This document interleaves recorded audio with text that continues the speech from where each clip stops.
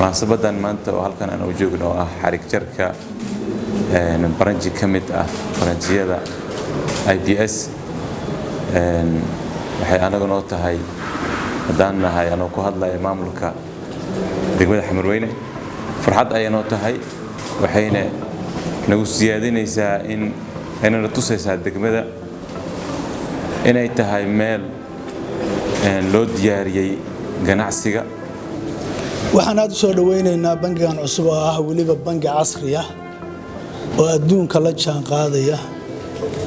anoo ku hadlaya magaca mas'uuliyiinta City Mall iyo shaqaalihiisa aad baan ugu faraxsanahay inaan maanta ka qayb galno ama soo dhaweyno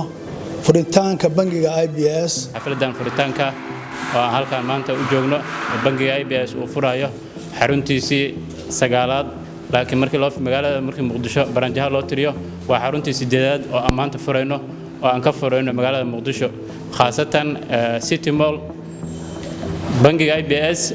wuxuu markasta ku dadaalaa ama focuska saara inuu ka turjumo baahida bulshada xaruntan hadda la furayno waxay noqon doontaa mid si laba jibaarta macaamilka iyo wada shaqeynta bangiga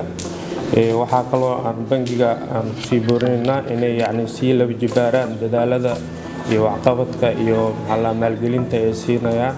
bulshada reer Xamarweyne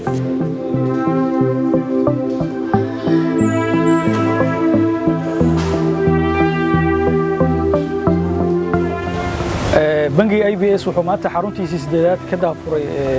Xamarweyne xaruntaas oo noqon doonto xaruntii sideedaad ee laga furo magaalada Muqdisho xaruntan waxa uu talagalnay waxa waay in kor lagu qaado ganacsiga iyo bangiga isku xirkiisa si gaar ah xaruntan waxay ku taalaa City Mall ama mallka cusub waxaana adeegyada bangiga dhammaan ay ka heli karaan macaamiishana